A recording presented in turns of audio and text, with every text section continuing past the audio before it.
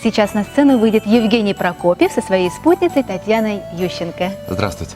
Я бы хотел представить новую певицу на нашем небосклоне якутской эстрады. Татьяна Ющенко заняла в этом году одно из призовых мест на конкурсе «Золотой голос-2015».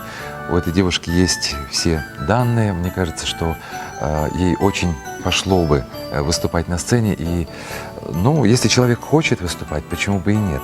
То есть мне, как вот человеку, ну, наверное, более-менее имеющий какой-то опыт, видно человека со стороны. Вот человек хочет, надо ему помочь. А мы вам помогаем и предоставляем вам сегодня сцену. Прошу. Конечно, с удовольствием.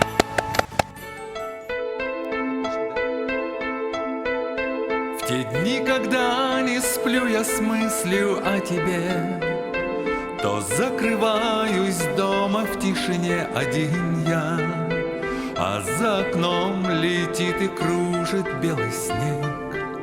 Я жду тебя возле камина.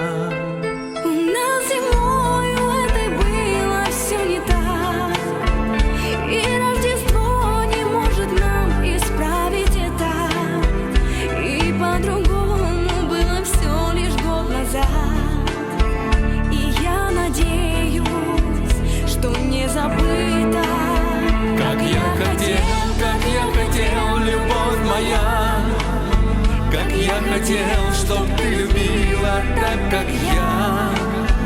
И этот вечер слишком грустный, необычный не проводил я без тебя. Как я хотел, любовь моя.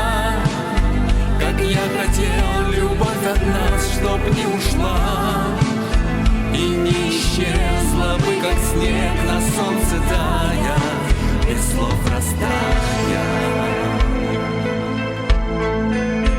Когда уходишь ты, как мне тебя понять и не любить, когда ты этого не хочешь, и бесконечно с новой силой ревновать, так только ты заставить можешь.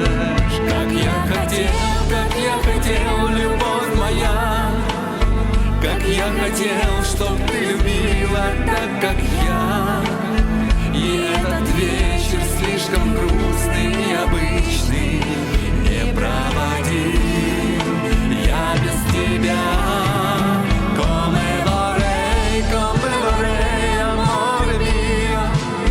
Come vorrei quest'amore che va via non si sciogliesse come fa l'albero al sole senza parole.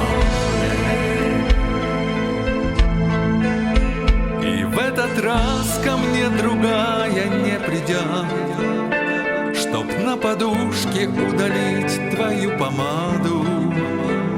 И за окном луна на небо не взойдет, не хочет быть со мною рядом.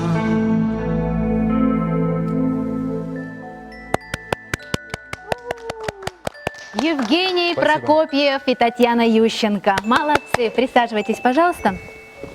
Мне очень тоже любопытно, интересно узнать, какие же у вас были интересные новогодние истории. Может быть, сказочные, может быть, необычные.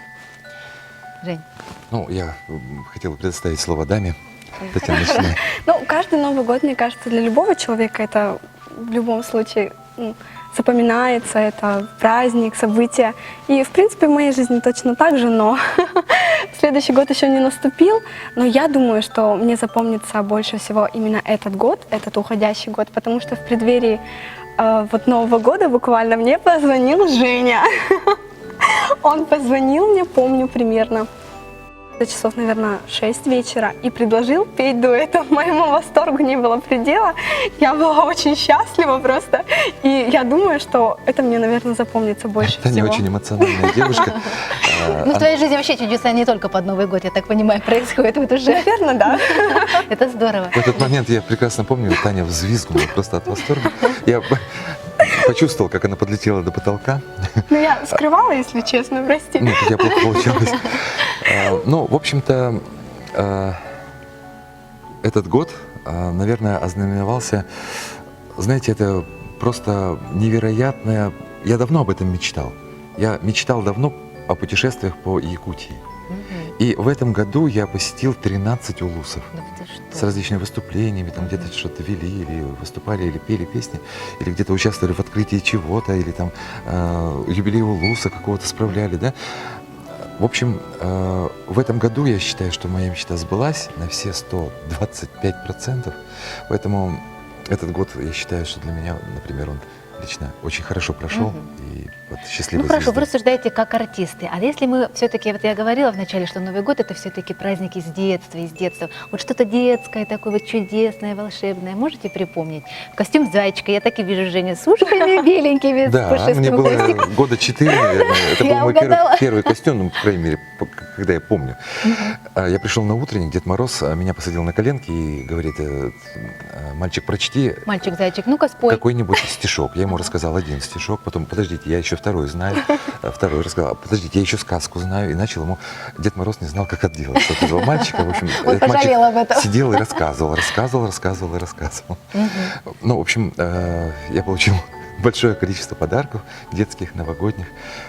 Вот этим мне запомнился первый вот сознательной жизни Новый год. Таня, у тебя как было в детстве? Вот, ну, припоминаю, мне было, наверное, лет 6, может быть, 5, точно не помню.